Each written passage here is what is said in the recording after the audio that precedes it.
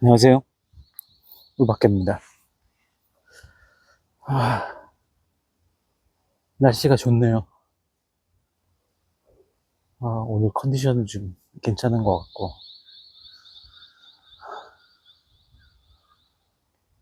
저는 아프고 나서 체온이 많이 떨어져가지고, 뭐 더운지 모르겠어요. 지금 뭐 굉장히 불볕더위라고 하는데, 더운지는 모르겠습니다. 바람도 선선하게 불고, 여기 뭐 애들 놀이터인데, 아무도 없네요. 뭐 아무도 없어서 더 좋긴 한데, 꼭 저 때문에 애들이 없나? 뭐, 시커먼 놈이 와서 하나 더 얹어갖고 있으니까. 자, 오늘 할 얘기는, 그, 28년 후를 제가 개봉날, 시간이 좀 지났죠? 개봉날, 제일 마지막 회차를 봤었어요. 어, 그게 의미하는 바가 있죠. 저는 이제 좀비 영화를 굉장히 좋아하긴 하는데, 그 좀비 영화에 어떤 뭐 철학적 함의라든가 사회적 관계성이라든가 이런 것들에 대한 의미는 별로 두고 싶지 않습니다. 그래서 그런 식으로 뭐 해석을 하거나 이런 걸로 리뷰를 하고 싶지는 않은데, 이번 28년 후는 보고서 좀 방향성을 잘못 잡지 않았나 이런 생각을 많이 했어요. 그리고 일단 전 개인적으로 데니 보일이라는 감독을 그렇게 좋아하지 않습니다. 별로 그렇게 그 명성에 비해서 어, 탁월하다, 뭐 뛰어나다 이런 생각을 해본 영화가 28일 후라는 이 전작이죠. 전작 딱 한 편 말고는 단 한 편도 없었어요. 그 데니 보이를 제가 처음 만났던 거는 어, 트레인스포팅이라는, 뭐 언제적인지 기억도 안 나는데, 그걸 개봉관에서 보고서 아휴, 뭘 영화를 저렇게 부산스럽게 만들어놨나 이런 생각을 하면서 봤던 기억이 있어요. 트레인스포팅. 주연은 이안 맥그리거가 그 당시에 이제 신인으로 나와가지고 뭐 했었고, 그 뒤로 이안 맥그리거는 뭐 여러 가지 그 주목할 만한 영화에 많이 출연을 했죠. 일단 그리고 제일 생각나는 게 스타워즈 같은 경우, 이안 맥그리거가 나왔죠. 그리고 희한하게 이안 맥그리거 같은 스타일의 남자를 좋아하는 여성 팬들이 되게 많더라고요, 보니까. 그래서 속으로, 이안 맥그리거 그렇게 잘생기지도 않았는데, 라는 이제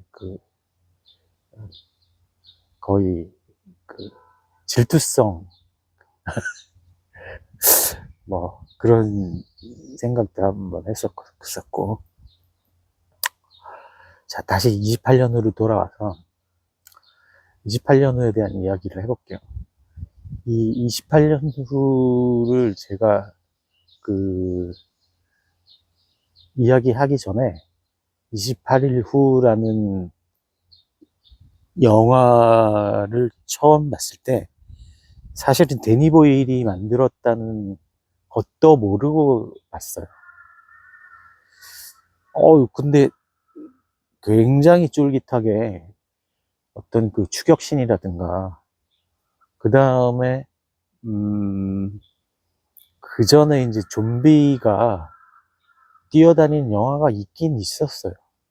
제 기억에는 제일 처음 그 뛰어다녔던 좀비, 그때는 좀비라고 불리지도 않았었는데, 그 좀비가 막 뛰어다녔던 영화가 바탈리언이라는 영화가 있었습니다. 그 그런데 그 바탈리언이라는 영화는 바탈리언이라는 걸로 소비가 되었고, 완전히 B급 영화로 관심 밖으로 밀려났던 그런 영화였어요. 거기에 뭐 주인공은 그 슈퍼맨 짝퉁, 여기 가운데 중자 달린 TV 드라마 그, 에 나왔던 그 슈퍼맨으로 나왔던 이름이 뭐더라? 뭐 윌리엄 뭐든 뭔 것 같은데. 뭐 하여튼 그가 나왔던 곳에서 이제 뛰어다녔었는데 28일호 같이 그렇게 세련된 어떤 연출과 그 다음에 화면 구성과 미장센이라 하죠. 그런 걸로 포장되어 있는 영화는 이전에는 28일호 이전에는 기억이 없어요.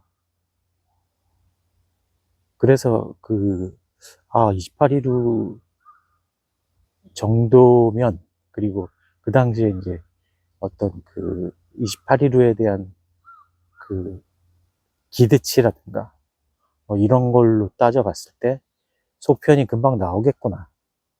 그래서 28주 후가 나왔었어요. 근데 데니 보일이 감독을 안 하고 그 다음에 분위기도 사뭇 달랐죠. 나름대로 재밌었습니다. 28주도. 그거 28주 같은 경우는 28일호하고 조금 차별되는 부분은 뭐였냐면 블록버스터를 표방한 B급 어떤 그 크리처물의 이 구조를 띠고 있었어요. 나름대로 훌륭하다고 생각을 해요. 그래서 이제 뭐 거기까지 보고 이제 더 이상은 안 났으면 좋겠다라고 했는데 뉘앙스는 또 다른 속편이 나오겠구나. 그런데 안 나오더라고요. 그래서 이번에 나온 거예요. 28년 후라는. 그래서 이제 가서 봤습니다. 저 같은 경우는 이제 영화를 가리지 않고 싹쓸이 하면서 보거든요. 사실은 제가 리뷰를 안 올린 그 영화들이 대부분인데, 올해 같은 경우에 뭐 아프기도 했고, 그 다음에 실제로 이상하게 2025년도 들어와서는 리뷰를 하고 싶은 생각이 들어가는 영화가 사실은 없었어요. 그러니까 뭐 권하거나 이 영화는 이런 면에서 훌륭하다, 굉장히 그 새로운 점이 있다 라는 영화를 만난 적이 손가락 안에 꼽아요. 그래서 리뷰를 안 하고 있었는데, 제가 이제 그 리뷰를 다시 게시한 시점이 얼마 전이죠. 신명을 보고서 하도 열이 받아가지고 그 유튜브를 다시 재개를 하는 시점으로 잡았습니다. 그 다음에 이제 그 신명 다음에 말씀드리는 영화가 이 28년인데 28년 후 같은 경우에는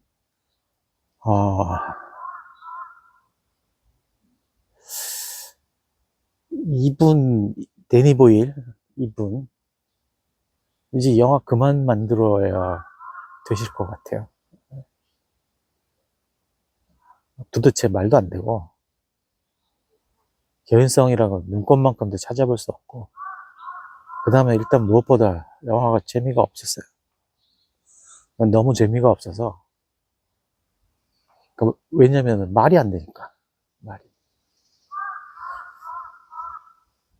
자, 그래서 하나하나씩 얘기를 좀 해볼게요. 일단 제일 커다란 거는 배경이 되는 그 홀리 아일랜드인가? 홀리 아일랜드의 그 좀비 바이러스로부터 영국이 초토화가 돼서 거기에 사람들이 이제 모여 살았단 말이에요. 그런데 분위기는 굉장히 그 중세 아포칼립스 이후에 문명이 퇴화돼서 중세로 돌아간 그런 형국의 배경이었어요. 그래서 무기라고는 뭐 제대로 있지도 않고 그냥 나무 깎아가지고 화살하고 활 만들어 놓은 게 전부였어요. 그 흔한 마체테 한 자루도 없이 어? 방어를 한다. 그 다음에 이들이 이제 물자 조달을 해야 되니까 바깥으로 파밍을 하러 나갈 때 마치 우리나라 그 제부도인가요? 대부도인가요? 바닷길이 이제 일몰 때 열리는 그런 형국의 섬인데 그 15살이 되면 거기에 있는 남자 아이들이 나간단 말이에요. 그래서 좀비를 사냥을 하거나 아니면 그들로부터 생존하는 방식을 배우는 그런 형국의 어떤 백그라운드가 펼쳐져요. 그것까지는 괜찮아요. 그런데 이게 웃기는 점은 뭐냐면 그 영국이 초토화가 됐는데 영국만 초토화가 된 거예요. 다른 나라는 아니에요. 현대 문명이 살아있다는 얘기예요. 실제로 그 영화에서도 군인들이 들어오는 거를 보면 현대 문명이 살아있고 현대적인 무기가 아직도 있단 말이죠. 그러면 유나이티드 킹덤이라고 했잖아요. 서구 열강 중에 하나였던 그 영국이 과연 무기도 없이 홀리 아일랜드에서 다른 나라가 다 동떨어져 가지고 그 좀비를 막아내면서 그러고서 살아간다? 그리고 그것도 나무 깎아가지고 화살로 방어하면서 칼 한 자루도 없이 칼이라고는 그 아이건 어른이건 간에 그 무슨 맥가이버 칼 같은 거 그거 하나 들고 나가는 게 전부 다였어요. 맥가이버 칼로 좀비를 죽일 수 있나요? 물론 뭐 가만히 있는다면 죽일 수도 있겠죠. 근데 좀비는 바보예요. 그러면 그 백그라운드 자체가 중세와 현대가 공존하는 게 너무 어긋나 있어요. 분위기 자체가. 저는 좀비 영화를 보면서 아니 저렇게 이러면서 말도 못하고 지능도 없이 그 중에 돌연변이 하나만 그 힘만 세고 지능은 거의 없고 그런 존재들로부터 현대 무기로 장착해 있고 현대적인 지능을 가지고 있고 이러한 그 사람들이 과연 좀비를 저렇게밖에 못 막아내나? 그리고 왜 그렇게 홀로 동떨어져 가지고 중세처럼 살고 있어요? 아무리 뭐 영국이 초토화가 됐다 하지만 뭐 살을 내주고 뼈를 취하는 한이 있더라도 재건을 하기 위해서 노력을 할 거 아닙니까? 28년이나 지났는데. 막말로 탱크 몇 대랑 장갑차 몇 대랑 그 다음에 그 화기로 무장된 군대 대대병력 정도만 있어도 좀비는 퇴치하고도 남겠어요. 그런 생각이 안 드나요? 그냥 좀비가 뛰어다니니까 그걸로 다 끝나는 겁니까?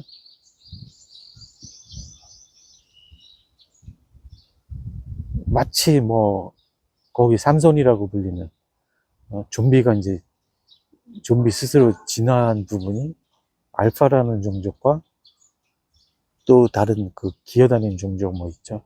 기어다니는 종족은 사실 뭐 게임도 안 되고 알파라는 종족의 삼손이라고 하는 그 우두머리 정도만 대적이 가능한데 그조차도 지능이 거의 없단 말이에요.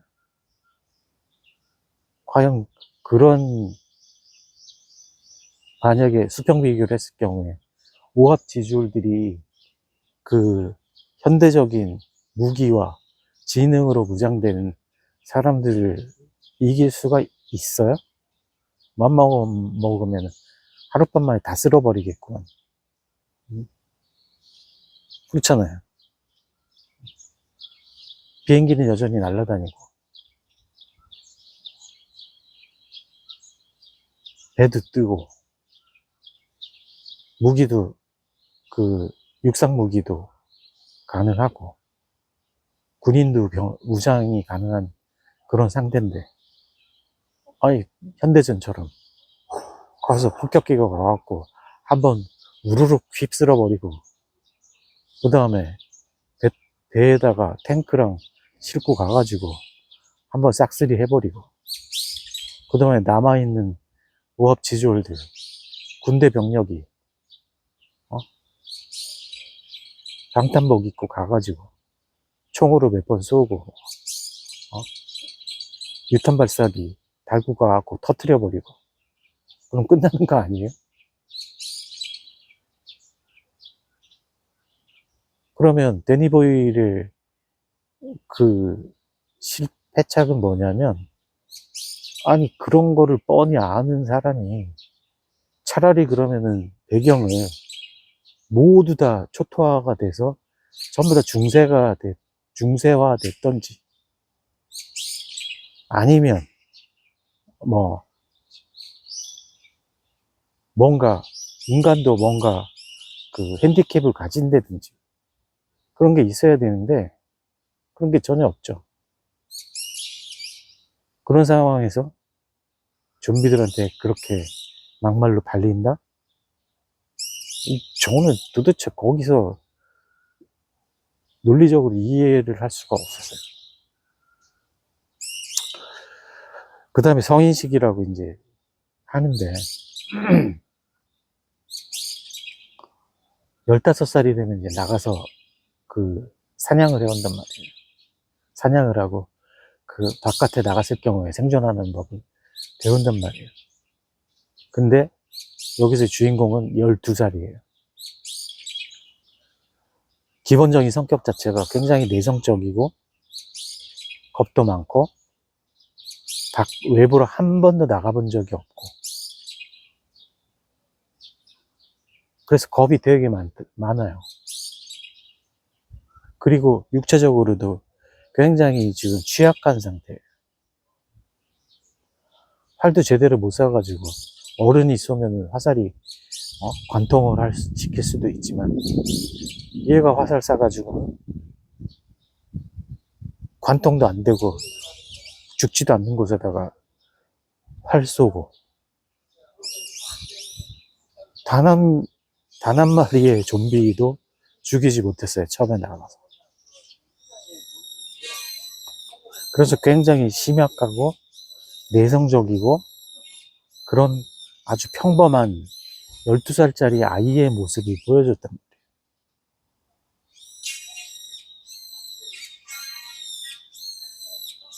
그런 아이가 아버지의 불륜을 봤어요. 자기 파티, 그, 저, 그, 일종의 성인식을 무사히 치르고 온 데 대한 파티가 벌어지는 와중에 아버지는 나가서 딴 여자랑 불륜하는 현장을 목격을 해서 빡이 치죠. 엄마는 저렇게 아파갖고 누워있는데, 아빠는 아빠는 불륜이나 저지르고. 뭐, 그런 감정 자체는 이해할 수 있어요. 그런데 그런 아버지한테 대서면서 아버지한테 칼을 들이민다?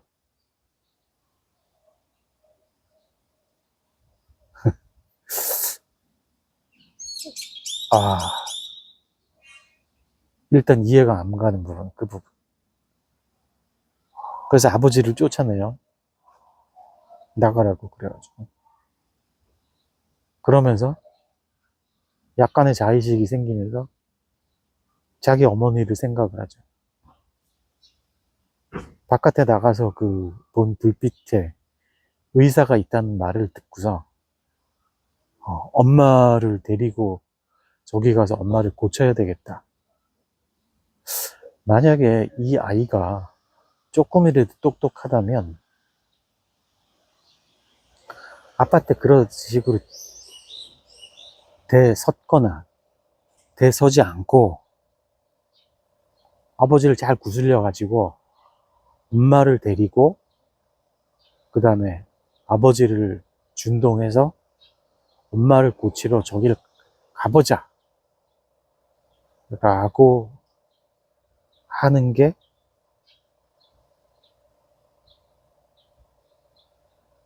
보통의 행동 패턴이었을 것 같아요. 그런데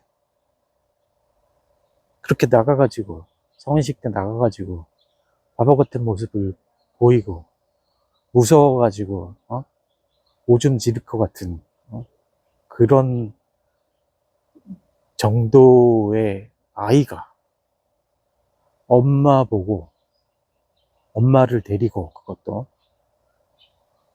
그리고 그렇게 강인해 보이는 세상에서 제일 강인해 보이는 아버지조차도 몇백 미터를 그 앞으로 나가지도 못하는 그런 위험천만한 본토 숲속을 엄마를 데리고 아픈 엄마를 데리고 자기는 그 좀비를 만났을 때 대적할 능력도 없으면서 엄마를 데리고 나간다? 그건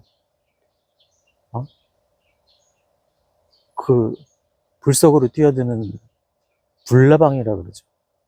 불나방하고 똑같은 짓이죠. 또 그걸 따라가는 엄마도 그렇고.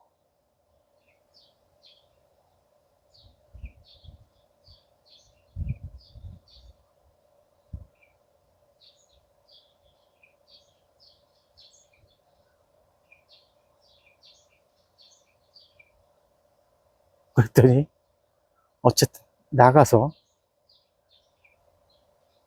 군인도 만나고 거기서 또 이해가 안 가는 점은 엄마가 그 여성 좀비의 아이를 받죠. 아이를 받았는데 그 아이가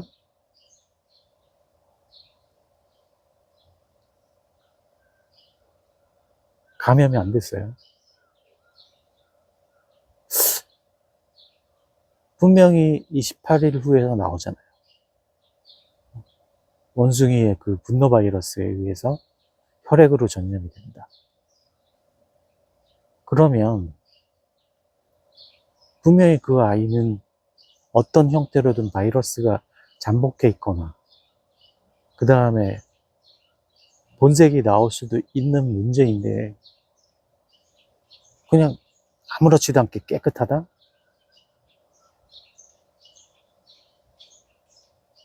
도무지 이해가 안 가는 부분이에요.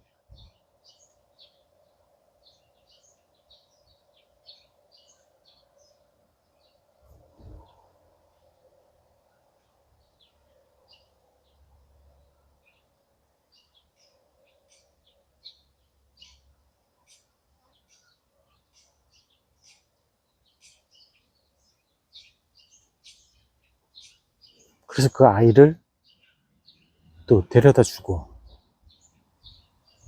그, 자기들 성 안으로 잘 키우라고 그렇게 얘기를 하고, 그 사람들은 겉으로 보니까 뭐 아무 이상이 없어서 그 아이를 걷어서 키우고, 그 아이가 어떤 일을 가져올지도 모른 척 하는 채, 그런 것들이 논리적으로 말이 안 되잖아요. 개연성이라는 부분이 없잖아요. 전혀. 어느 정도 없어야 뭐 그럴 수도 있지 이러고 넘어갈 텐데, 이 영화에서는 그런 커다란 부분들이 구멍이 뻥뻥 뚫려 있어요.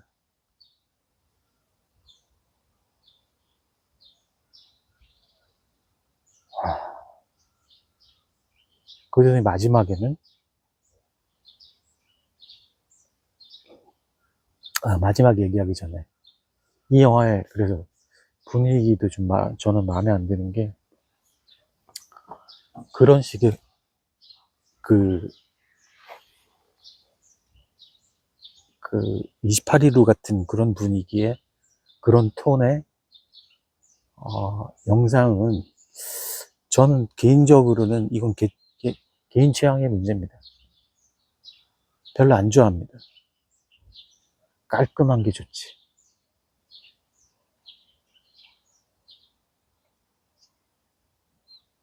그럼 바이러스에 관한 이야기에 대한 언급은 그 다른 영화에서 이미 한번 써먹었죠.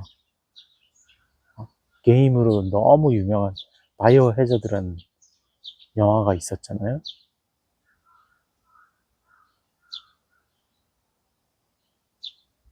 그런데 영화를 보는 내내 막 정신 시끄러워서, 그 뭐 다큐멘터리도 아니고 개연성도 없고 누가 그냥 학예 수준으로 찍은 것 같은 그런, 어? 조명도 거의 안 쓰고, 안 썼다기보다 조명도 일부러 그렇게 쓰고, 그런 분위기를 만들어내서 영화의 톤을 그렇게 가져갔다.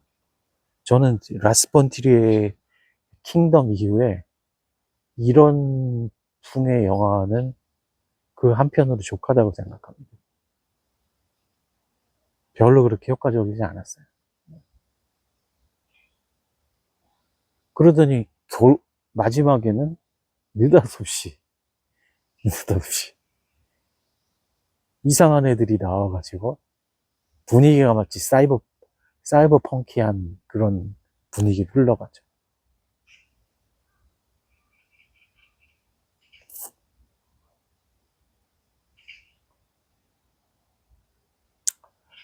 트릴로지 편으로 3편까지 제작이 된다고 이야기하는데, 저는 별로 그렇게 기대되지도 않고, 아마 28년 후 이거 흥행 별로 안 될 거예요. 틀림없어요.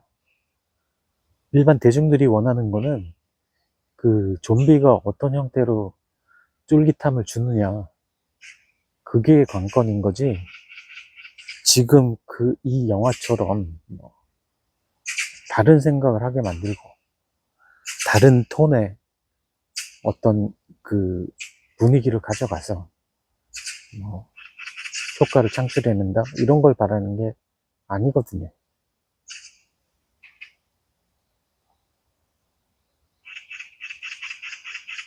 그런 면에 있어서 28년 후는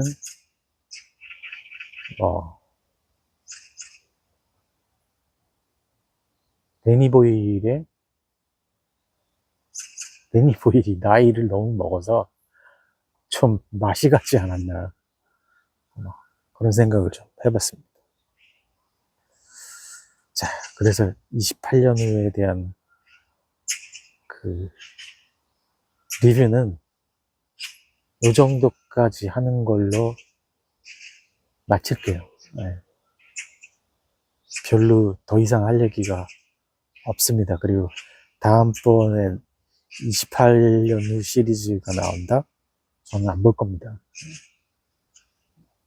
그전에는 망작이라도 봤었는데 이 영화는 안 볼 겁니다.